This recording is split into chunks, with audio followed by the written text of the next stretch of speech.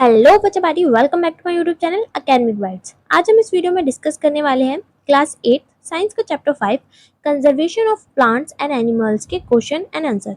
Video start करने से पहले अगर आपने वीडियो को लाइक नहीं किया है तो प्लीज़ वीडियो को लाइक, शेयर और चैनल को सब्सक्राइब ज़रूर कर दें ताकि सभी वीडियो की नोटिफिकेशन आपको टाइम टू टाइम मिलती रहे। Now let's start the chapter. तो हमारा फर्स्ट क्वेश्चन है फिल इन द ब्लैंक्स। तो a place where animals are protected in their natural habitat is called a dash. तो एक ऐसी जगह है जहाँ पे एनिमल को उनके नेचुरल हैबिटेट में ही प्रोटेक्शन दिया जाता है, उसको क्या बोला जाता है? एक सेंचुरी बोला जाता है। ठीक है। नेक्स्ट है species found only in a particular area known as. तो ऐसी स्पीसीज जो कि किसी पर्टिकुलर एरिया में ही पाई जाती है उन्हें क्या बोला जाता है? Endemic. Got it? Move to the next. Migratory birds fly to far away places because of dash changes. तो जो बर्ड्स होते हैं वो एक जगह से दूसरी जगह पर उड़ के जाते हैं, किस चेंजेस की वजह से जाते हैं? तो जो क्लाइमेट में चेंजेस होते हैं उन चेंजेस की वजह से जाते हैं। तो इसका आंसर हो जाएगा क्लाइमेटिक चेंजेस की वजह से। Got it? तो नेक्स्ट क्वेश्चन है हमारा डिफरेंशिएट बिटवीन द फॉलोइंग। तो हमें इन दो ऑप्शंस के बीच में डिफरेंशिएट करना है। फर्स्ट हमें किसके बीच में करना है? Wildlife sanctuary and biosphere reserve. Okay. तो वाइल्ड लाइफ सेंचुरी क्या होती है? A area within which wild animals are protected from external dangers like hunting. तो ऐसा एरिया है जहाँ पर जानवरों को बाहर के खतरे से प्रोटेक्ट किया जाता है, जैसे कि हंटिंग यानी कि शिकार करने से। ठीक है। और बायोस्फीयर रिजर्व क्या होता है? An area constructed for the conservation of biodiversity. तो एक एरिया जो कि किस लिए बनाया जाता है? बायोडाइवर्सिटी को कंजर्व करने के लिए, उसे क्या बोला जाता है? Biosphere reserve. Next, adequate habitat and protection are provided for the wild animals living in the sanctuary। तो जो भी एनिमल्स उस सेंचुरी में रहते हैं उन्हें उनके लिए हैबिटेट और प्रोटेक्शन प्रोवाइड किया जाता है। इसका एग्जांपल क्या हो जाएगा? Jim Corbett National Park. ठीक है। बायोस्फीयर रिजर्व में क्या होता है? Several life forms like plants, animals and micro organisms conservation are possible in a reserve. तो बायोस्फीयर रिजर्व में क्या होता है? पूरी बायोडाइवर्सिटी को कंजर्व करता है ना, तो यहाँ पे प्लांट्स भी होते हैं, एनिमल्स और माइक्रो ऑर्गेनिज्म, सबको कंजर्वेशन प्रोवाइड किया जाता है। इसका एग्जांपल है नीलगिरी बायोस्फीयर रिजर्व। ठीक है। Move to the next. Next हमें डिफरेंशिएट करना है जू और वाइल्ड लाइफ सेंचुरी के बीच में। तो जू क्या होता है? Animals are kept in artificially constructed facilities for public exhibition. तो जू क्या होता है? जहाँ पर आर्टिफिशियल कंस्ट्रक्टेड फैसिलिटीज में किसको रखा जाता है? एनिमल्स को रखा जाता है। किसके लिए? पब्लिक एग्जीबिशन के लिए। आर्टिफिशियल मतलब जो मेन मेड है, ह्यूमंस द्वारा बनाई गई हैं, उसे बोला जाता है आर्टिफिशियल। ठीक है। जबकि वाइल्ड लाइफ सेंचुरी अभी मैंने बताया था आपको, an area within which wild animals are protected from external dangers like hunting, जहाँ पे जंगली जानवरों को एक्सटर्नल डेंजर्स से प्रोटेक्शन दिया जाता है, जैसे कि हंटिंग। ठीक है। जू it is an artificial habitat. तो जू क्या एक आर्टिफिशियल हैबिटेट है, जो मतलब खुद बनाया गया है। The animals are conserve within their natural habitat itself. लेकिन वाइल्ड लाइफ सेंचुरी में होता है उन्हें नेचुरल हैबिटेट में ही कंजर्व करके रखा जाता है, लेकिन जू में आर्टिफिशियल हैबिटेट दिया जाता है उनको। So they won't have a problem with their surroundings. तो इसलिए उन्हें अपने सराउंडिंग्स के साथ कोई प्रॉब्लम नहीं होती है। आप चाहें तो इतनी लाइन स्किप भी कर सकते हैं अपने आंसर में। नेक्स्ट है इंडेंजर्ड एंड एक्सटिंक्ट स्पीसीज। इनके बीच में हमें डिफरेंस करना है। तो इंडेंजर्ड स्पीसीज क्या होती है? The species which are on the verge of extinction are called endangered species. तो ऐसी स्पीसीज जो कि काफी कम रह गई है, मतलब खत्म होने वाली है, उनको क्या बोला जाता है? इंडेंजर्ड स्पीसीज बोला जाता है। एग्जाम्पल्स बंगाल टाइगर और ब्लू व्हेल। ठीक है। जबकि एक्सटिंक्ट स्पीसीज क्या होती है? द स्पीसीज ऑफ एनिमल्स और plants that no longer exist are called extinct species. तो ऐसी स्पीसीज जो कि खत्म हो चुकी हैं, वो एग्जिस्ट ही नहीं करती हैं, उनको क्या बोला जाता है? एक्सटिंक्ट स्पीसीज बोला जाता है। Example Caribbean monk seal, great auk और पैसेंजर पिजन एटसेट्रा। ठीक है। Move to the next. Next है फ्लोरा और फोना के बीच में डिफरेंशिएट करना है। तो फ्लोरा क्या होता है? It is a collective name for plant life from a particular area. तो किसी भी एरिया की जो प्लांट लाइफ है ना, मतलब पूरी प्लांट लाइफ को क्या बोला जाता है? फ्लोरा बोल दिया जाता है। जितने भी वहाँ पे प्लांट्स पाए जाते हैं या पेड़ पौधे पाए जाते हैं, उनको फ्लोरा की कैटेगरी में डाला जाता है। फोना क्या होता है? It is the collective name for the animal life from a particular area. और जो भी उस किसी भी एरिया की पर्टिकुलर लाइफ होती है, सॉरी एनिमल लाइफ होती है, उसे क्या बोला जाता है? फोना। ठीक है। एग्जाम्पल्स हैं इसके spurge and hogweed from the Nilgiris region, इसके langur, tiger, tahr from the Nilgiris region. Okay, next question है discuss the effect of deforestation on the following. तो हमें डिफोरेस्टेशन के अफेक्ट बताने की डिफोरेस्टेशन की वजह से इन सब पर क्या अफेक्ट पड़ेगा। ठीक है, तो फर्स्ट हमें बताना है affects of deforestation on wild life. तो जंगली जानवर उन पे क्या अफेक्ट पड़ेगा डिफोरेस्टेशन का। तो फर्स्ट ऑफ ऑल डिफोरेस्टेशन क्या होता है, removal of trees and plant life from a particular area for the construction of industries, agriculture or for the other such purposes termed as deforestation। तो किसी भी industry की construction के लिए, agriculture यानी कि खेती करने के लिए अगर हम किसी एरिया की प्लांट लाइफ को खत्म कर देते हैं या ट्री को वहां से खत्म कर देते हैं तो उसे क्या बोला जाता है, डिफोरेस्टेशन बोला जाता है। ठीक है, तो इसका अफेक्ट क्या पड़ता है वाइल्ड एनिमल्स पे। Trees and other vegetation form the habitat of many animals. तो जो ट्रीज होते हैं वो हैबिटेट बनाते हैं एनिमल्स के लिए। ठीक है, hence if the habitat of wild animals is destroyed then their numbers would automatically decline. तो अगर जंगली जानवरों का जो हैबिटेट है वो ही डिस्ट्रॉय हो जाएगा तो उनका नंबर अपने आप ही डिक्रीज हो जाएगा। Move to the next effects of deforestation on the environment. तो इन्वायरमेंट पे क्या अफेक्ट होता है। In plants photosynthesis take place through the absorption of carbon dioxide from the earth atmosphere. तो जो प्लांट्स होते हैं वो क्या क्या होता है, प्लांट्स के अंदर फोटोसिंथेसिस होता है। वो किसके थ्रू होता है, वो कार्बन डाइऑक्साइड को एब्जॉर्ब करते हैं अर्थ के एटमॉस्फेयर से। ठीक है, the percentage of carbon dioxide in the atmosphere increase rapidly if the plant life of an area is destroyed. अगर हम किसी एरिया की प्लांट लाइफ डिस्ट्रॉय कर देंगे तो वहाँ पे जो CO2 की परसेंटेज है, उसकी कंसंट्रेशन है वो बढ़ती जाएगी बहुत तेजी से।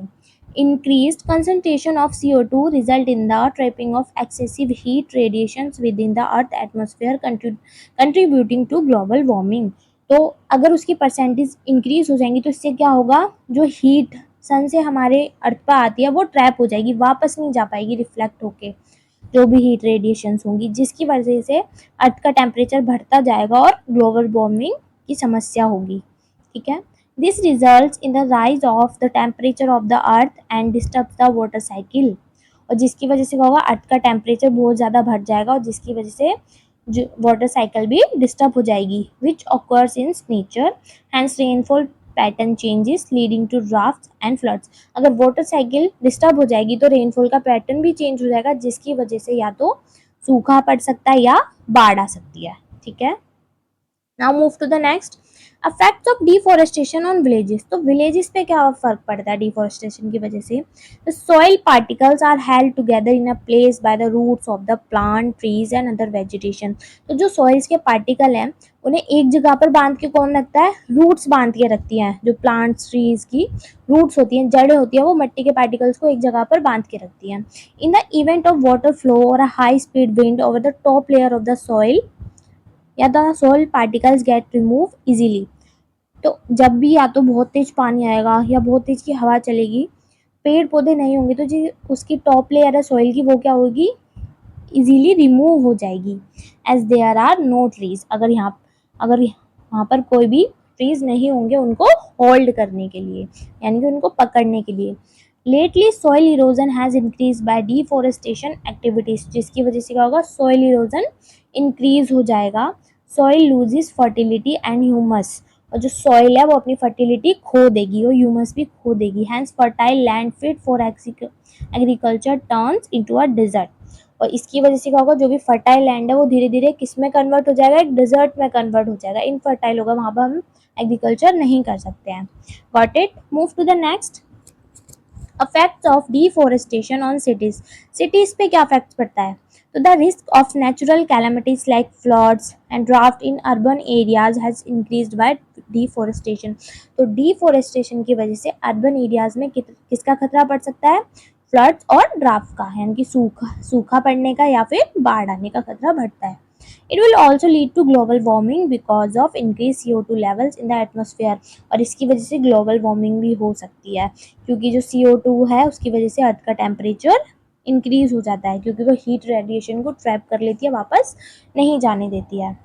Got it? Move to the next effects of deforestation on earth। मतलब पूरी अर्थ पे क्या इफेक्ट पड़ता है। Deforestation leads to increase chances and occurrence of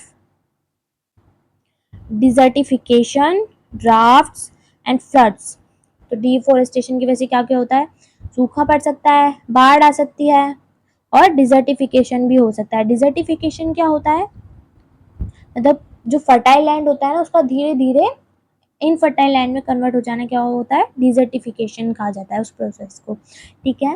carbon dioxide level in the earth atmosphere also increases which leads to global warming.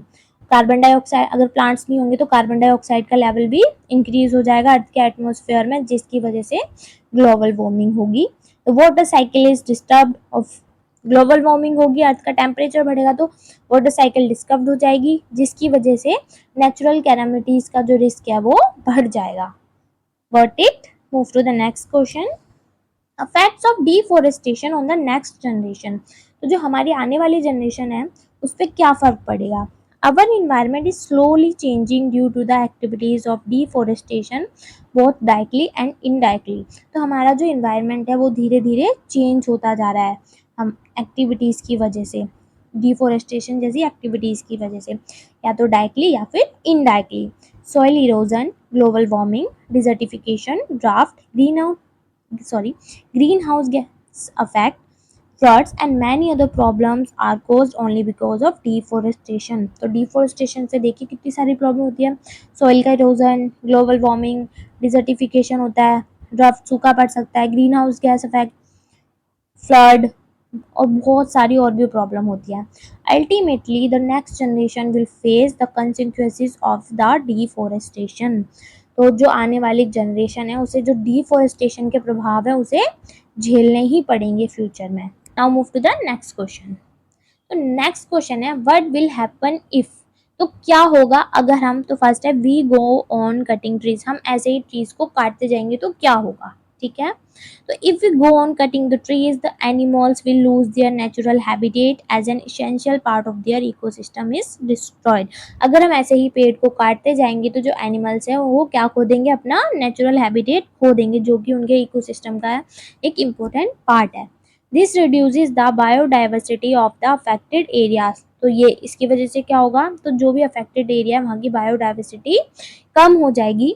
The temperature of earth also increases, और जो अर्थ का temperature है वो भी बढ़ जाएगा। And paves the way to global warming, जिसकी वजह से क्या होगा, ग्लोबल वार्मिंग होगी। ग्लोबल वार्मिंग इन टर्न, और फिर ग्लोबल वार्मिंग की वजह से क्या होगी, affect the water cycle, earth का टेम्परेचर बढ़ेगा, ग्लोबल वार्मिंग होगी, ग्लोबल वार्मिंग की वजह से जो वाटर साइकिल है वो अफेक्ट होगी, और वाटर साइकिल अफेक्ट होगी तो रेनफॉल जो पैटर्न है वो चेंज होगा, जिसकी वजह से क्या, ड्राफ्ट या फ्लड का खतरा बढ़ सकता है। ठीक है। Move to the next. तो नेक्स्ट क्वेश्चन है if the habitat of an animal is disturb. अगर एक एनिमल का हैबिटेट डिस्टर्ब हो जाए तो क्या होगा। ओके। तो all the basic necessities for an animal like food, water, shelter and protection are provided the habitat in which the animal lives in। तो जो भी बेसिक नेसेसिटीज होती हैं किसकी, एनिमल्स की, जैसे कि फूड, खाना, वाटर, शेल्टर, या उसका जो प्रोटेक्शन होता है वो सब उसे कौन प्रोवाइड करता है, उसका हैबिटेट, मतलब जहाँ पर वो रहता है। Disturbing the habitat of the animals forces them to move to another place in search of food, water, shelter and protection. अगर हम हैबिटेट को, किसी भी एनिमल्स के हैबिटेट को डिस्टर्ब करेंगे तो इसकी वजह से उन्हें एक जगह से दूसरी जगह पर जाना पड़ेगा। किसकी सर्च में, फूड, शेल्टर, वाटर, इन सब की सर्च में एक जगह से दूसरी जगह पर जाएगा, जिसकी वजह से रास्ते में मे get killed by other animals. तो इन ड्यू कोर्स, मतलब उतने टाइम में वो किसी दूसरे एनिमल्स द्वारा मारा भी जा सकता है। Okay. Now move to the next. If the top layer of the soil is removed, अगर जो पट्टी की टॉप लेयर है उसे रिमूव कर दिया जाए पूरी तरह से तो क्या होगा। तो removing the top layer of the soil gradually exposes the lower layers of the soil. तो अगर हम टॉप लेयर की को हटा देंगे तो हम धीरे धीरे कौन सी लेयर पे पहुंच जाएंगे, लोअर लेयर्स पे पहुंच जाएंगे, सॉइल की नीचे वाली पे। तो the lower layers of the soil are hard and rocky in nature and are less fertile. और जो लोअर लेयर्स होती हैं सॉइल की वो हार्ड और रोकी होती है और लेस फर्टाइल होती है, मतलब एग्रीकल्चर के लिए ज़्यादा अच्छी नहीं होती है।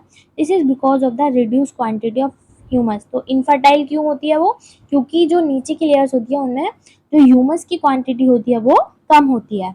Soil erosion on a continued basis will turn land barren and infertile. तो सॉइल इरोजन की वजह से क्या होगा, अगर कंटिन्यूसली होता रहेगा सॉइल इरोजन, तो जो लैंड है, जो फर्टाइल लैंड है, वो बैरन यानी कि बंजर जमीन में कन्वर्ट हो जाएगा. Okay, move to the next question. Answer in brief. हमें ब्रीफ में आंसर देना है. Why should be conserve biodiversity. तो हमें बायोडाइवर्सिटी को कंजर्व क्यों करना चाहिए. Okay, done. First of all biodiversity क्या होती है, the number and variety of various life forms such as plants, animals and micro organisms in the area are called biodiversity. तो किसी भी एरिया के जो भी प्लांट्स, एनिमल्स और जो माइक्रो ऑर्गेनिजम्स होते हैं वो वहाँ के क्या होते हैं, बायोडाइवर्सिटी होते हैं. ठीक है. Both plants and animals have a mutual dependence on each other for their survival. तो जो प्लांट्स और एनिमल्स होते हैं दोनों ही एक दूसरे पे डिपेंड होते हैं अपने सर्वाइवल के लिए. As they are related to one another, the destruction of one will automatically destroy the other. तो क्योंकि वो एक दूसरे पे रिलेट डिपेंड करते हैं, तो अगर हम किसी एक का डिस्ट्रक्शन कर देंगे तो दूसरा वाला अपने आप ही डिस्ट्रॉय हो जाएगा. Hence biodiversity has to be conserve in order to maintain nature's balance. इसलिए हमें बायोडाइवर्सिटी को कंजर्व करना जरूरी है नेचर के बैलेंस को बनाए रखने के लिए. Okay, move to the next question. Protected forest are also not completely safe for wild animals. Why. तो जो प्रोटेक्टेड फॉरेस्ट होते हैं वो भी पूरी तरह से वाइल्ड एनिमल्स के लिए सेफ नहीं है. तो ऐसा क्यों है. People who live near the forest depends on the resources of the forest in order to fulfil their day to day needs. तो जो भी लोग उस फॉरेस्ट के आसपास रहते हैं वो जो भी उस जंगल के रिसोर्सेज है उन पर डिपेंड करते हैं अपनी डे टू डे की नीड्स को पूरा करने के लिए. Therefore it is not safe for animals living in protected forest. तो इसी वजह से जो भी एनिमल्स हैं उस प्रोटेक्टेड फॉरेस्ट में रह रहे हैं वो कम्प्लीटली सेफ नहीं है. Okay, some tribal depend on the jungle. How. तो कुछ जो ट्राइबल ग्रुप होते हैं वो जंगल पे डिपेंड करते हैं. तो कैसे डिपेंड करते हैं. The forest provide food and other resources to the tribal people. तो जो फॉरेस्ट है वो ट्राइबल पीपल को क्या क्या प्रोवाइड करते हैं, फूड और भी कई रिसोर्सेज प्रोवाइड करते हैं, जैसे कि लकड़ी, खाना बनाने के लिए ईंधन की तरह यूज़ करते हैं वो उसको, बीड़ी वगैरह बनाते हैं तो उसके पत्ते भी जंगल से ही मिलते हैं. तो ऐसे रिसोर्सेज जो जंगल है वो प्रोवाइड करता है ट्राइबल ग्रुप को. It is inevitable for them to depend on forest and their resources for everyday needs. तो ये नामुमकिन है कि वो उस पर जंगल पे डिपेंड ना करें और उसके रिसोर्सेज पे डिपेंड ना करें, क्योंकि उन्हें अपनी ज़रूरतों को पूरा करने के लिए जंगल पे डिपेंड होना ही पड़ता है. Okay, now move to the next question. What are the causes and consequences of deforestation. तो डिफोरेस्टेशन के कारण क्या क्या होते हैं, मतलब किस वजह से डिफोरेस्टेशन होता है, और कंसिक्वेंसेस मतलब उसके प्रभाव क्या होते हैं, डिफोरेस्टेशन होने के बाद क्या होता है. ओके, कॉजेज क्या होते हैं डिफोरेस्टेशन के. In order to accommodate the ever expanding urban population, forest areas are often cleared and converted into land for various uses. तो जो हमारी पॉपुलेशन इंक्रीज होती जा रही है उनको एक साथ रखने के लिए जो फॉरेस्ट एरिया है उनको क्लियर करके उन्हें लैंड एरिया में कन्वर्ट कर दिया जाता है यूज करने के लिए. Okay, for agriculture activities like crop cultivation and cattle grazing forest land are cleared. और एग्रीकल्चरल एक्टिविटीज के लिए जैसे क्रॉप फसल उगाने के लिए, कैटल मतलब चारा खिलाने के लिए फॉरेस्ट लैंड को क्लियर कर दिया जाता है. नेक्स्ट रीजन क्या है, firewood is a major product from the forest and it is one of the main reason for cutting trees on a large scale. जो फायरवुड होती है वो मेन प्रोडक्ट होता है जो कि किससे मिलता है, फॉरेस्ट से मिलता है. फायरवुड मतलब लकड़ी खाना बनाने के लिए. ये सबसे मेन रीजन है जिसकी वजह से जंगलों को काटा जाता है लार्ज स्केल पे, बहुत ही बड़े स्केल पे. ठीक है, अब डिफोरेस्टेशन के कारण थे कि मतलब डिफोरेस्टेशन क्यों होता है. अब डिफोरेस्टेशन होने के बाद क्या प्रभाव पड़ते हैं डिफोरेस्टेशन की वजह से. तो कंसिक्वेंसेस क्या क्या होता है, सॉइल इरोजन होता है डिफोरेस्टेशन की वजह से, loss of biodiversity, floods, droughts, global warming as a result of climate change. Climate change होता है तो जिसकी वजह से क्या होता है, ग्लोबल वार्मिंग होती है. और disturbance of the water cycle, global warming होती है तो उसकी वजह से वाटर साइकिल भी डिस्टर्ब हो जाती है. ओके, नेक्स्ट क्वेश्चन है what is red data book. तो रेड डेटा बुक क्या होती है? The red data book is source book which has an international list of all plant and animals species which are endangered. तो red data book एक ऐसी book होती है जिसमें सभी प्लांट्स और एनिमल्स की लिस्ट होती है जो कि इंडेंजर्ड है, मतलब जो खत्म होने की कगार पर है, that is on the words of extinction. ठीक है. Now move to the next question. What do you understand by the term migration? तो माइग्रेशन से आप क्या समझते हैं? The movement of an organism और a group of organisms from its natural habitat to another place on a standard basis at a particular time each and every year is known as migration. तो जो organisms हैं, organisms या कोई group जब एक जगह से दूसरी जगह पर जाते हैं क्लाइमेटिक चेंजेस की वजह से, तो उसी को क्या बोला जाता है? माइग्रेशन बोला जाता है. Okay. Now move to the next question. In order to meet the ever increasing demand in factories and for shelter, trees are continually being cut. Is it justified to cut trees for such project? Discuss and prepare a brief report. तो जो factories और shelter की demand को पूरा करने के लिए लगातार पेड़ों को काटा जा रहा है, तो क्या ऐसा करना ठीक है? हमें इस रिपोर्ट में ये बताना है. ठीक है. तो no, cutting trees in order to meet the ever growing demands of the human population is not at all justified.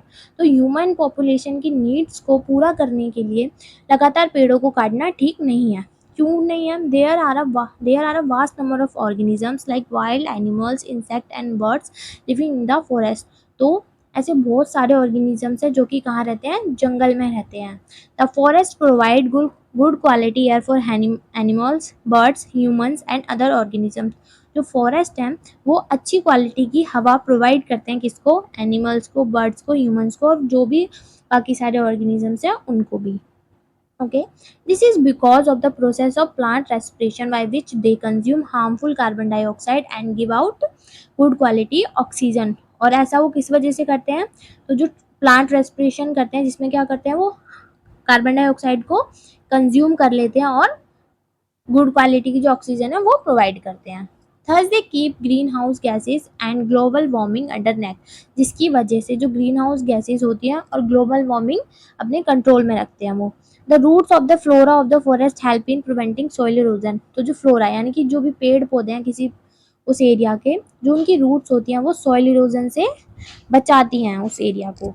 Natural calamities such as floods, droughts could also be prevented by their presence. तो जो natural calamities होती हैं जैसे कि floods, बाढ़ आना, draft यानी कि सूखा पड़ना, इन सब को आने से भी रोका जा सकता है. किसकी प्रेजेंस में? पेड़ पौधों की प्रेजेंस में. They help in increasing the soil fertility and conserving the biodiversity of the ecosystem. तो जो पेड़ पौधे हैं वो किस में हेल्प करते हैं? सॉइल की फर्टिलिटी को इंक्रीज करने में और बायोडाइवर्सिटी को कंजर्व करने में भी हेल्प करते हैं. Okay, now move to the next question. How can you contribute to the maintenance of the green wealth of your locality? Make a list of actions to be taken by you. तो हमें ये बताना है कि आप अपनी जो भी आप जहाँ पर भी आप रहते हो उस एरिया की जो ग्रीन वेल्थ है, मतलब जो पेड़ पौधे हैं उनकी मेंटेनेंस को बरकरार रखने के लिए, उन्हें मेंटेन करने के लिए क्या कंट्रीब्यूशन करोगे. तो वो लिस्ट बनानी है जो जो एक्शन आप लोगे. Okay.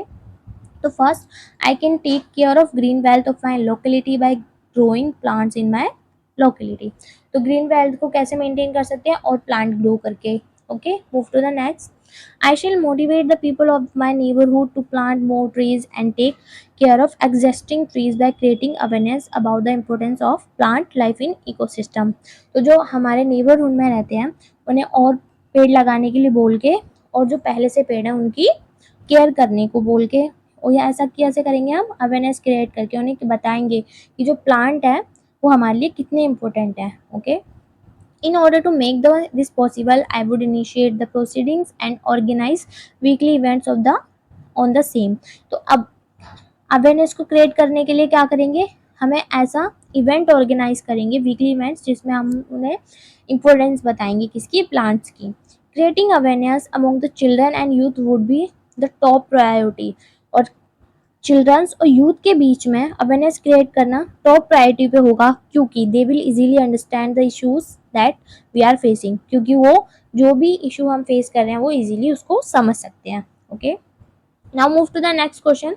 Explain how deforestation leads to reduce rainfall. तो हमें ये एक्सप्लेन करना है कि डिफॉरेस्टेशन की वजह से जो रेनफॉल है वो कैसे रिड्यूस हो सकता है।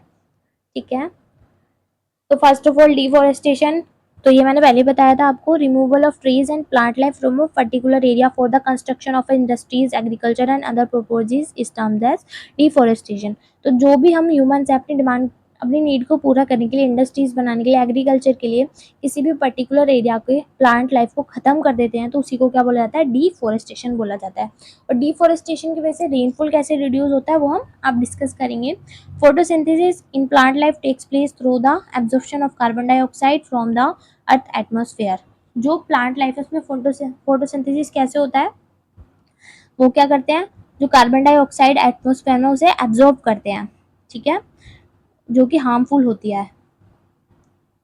When plant life is destroyed, the carbon dioxide level in the atmosphere will increase drastically। और जब प्लांट लाइफ डिस्ट्रॉय हो जाएगी उसकी, तो वहां पर क्या होने लगेगा, कार्बन डाइऑक्साइड का लेवल इंक्रीज होने लगेगा, leading to the trap of heat radiation which causes global warming. जिसकी वजह से क्या होगा, जो हीट है वो ट्रैप हो जाएगी, वापस नहीं जा पाएगी अर्थ से, और जिसकी वजह से क्या होगा, ग्लोबल वार्मिंग होने लगेगी, हीट ट्रैप हो जाएगी। तो the rise in temperature will affect the water cycle. Global warming यानी कि अर्थ का टेम्परेचर बढ़ चुका है, अर्थ का टेम्परेचर बढ़ेगा तो वाटर साइकिल भी अफेक्ट होगी। Disturbance in the water cycle will lead to a chain of events and in the end the rainfall pattern changes and result in drought. Water cycle का जो पैटर्न है वो disturb हो जाएगा, तो इसकी वजह से क्या होगा, रेनफॉल पैटर्न भी डिस्टर्ब होगा, और जिसकी वजह से सूखा पड़ सकता है। Okay, got it. Now move to the next question. Find out about national parks in your state, identify and show their location on the outline map of India। तो आपको कोई भी फाइंड करना है एक नेशनल पार्क जो कि आपके स्टेट में, और उसकी लोकेशन को किस पे दिखाना है, मैप पे दिखाना है। ठीक है, तो मैंने यहाँ पे लिखा है पेरियार नेशनल पार्क, जो कि कहाँ पे लोकेटेड है, केरला में है। ठीक है, तो मैप पे इसकी लोकेशन है यहाँ पर। ठीक है, गॉट इट। कमेंट सेक्शन में सब कमेंट करके बताना कि आपके स्टेट में कौन सा नेशनल पार्क है। नेक्स्ट क्वेश्चन है, why would the paper be saved, prepare a list of ways by which you can save paper. तो हमें बताना है पेपर को सेव क्यों करना चाहिए, और एक लिस्ट प्रिपेयर करनी है कि किन किन तरीकों से हम पेपर को सेव कर सकते हैं। Okay, if 1 ton of clean white paper is to be produced, 17 full grown trees are cut down. Trees plays a major role in maintaining a balance in nature, so it is essential to save paper in order to protect the trees and avoid the impact of the loss of trees on living organisms that depend on these trees। तो अगर हम 1 ton clean white paper को produce करना चाहते हैं तो हमें उसके लिए कितने पेड़ों को काटना पड़ेगा, 17 फुल ग्रोन ट्रीज को काटना पड़ेगा। जो पेड़ पौधे हैं वो नेचर के बैलेंस को मेंटेन करने में बहुत ही ज़्यादा इंपॉर्टेंट रोल प्ले करते हैं, इसलिए हमें पेपर को बचाना ज़रूरी है, क्योंकि हमें क्या करना है, ट्रीज़ को प्रोटेक्ट करना है। और ट्रीज़ को प्रोटेक्ट क्यों करना है, क्योंकि बहुत सारे ऑर्गेनिजम्स हैं वो किस पे डिपेंड करते हैं, ट्रीज़ पे डिपेंड करते हैं। ओके, अब हम किन किन तरीक़ों से पेपर को सेव कर सकते हैं, तो collection and recycling of use paper, paper को रिसाइकल करके, using both sides of paper for writing, paper की दोनों साइड को यूज़ करके, spreading awareness about the importance of paper among school children and youth. और तीसरा तरीका क्या है, अवेयरनेस को स्प्रेड करके, जागरूकता फैला के स्कूल चिल्ड्रंस के बीच में कि पेपर की क्या इंपॉर्टेंस होती है। Intelligent and proper use of paper, paper का बहुत ही समझदारी से यूज़ करके। Okay, got it. That's it for the video. I hope आपको सभी क्वेश्चन के आंसर अच्छे से समझ आए होंगे। वीडियो अच्छी लगी हो तो प्लीज़ वीडियो को लाइक, शेयर और चैनल को सब्सक्राइब ज़रूर कर दें, it will help me a lot. और कमेंट सेक्शन में कमेंट करके ज़रूर बताएं नेक्स्ट वीडियो किस टॉपिक पे बनानी है।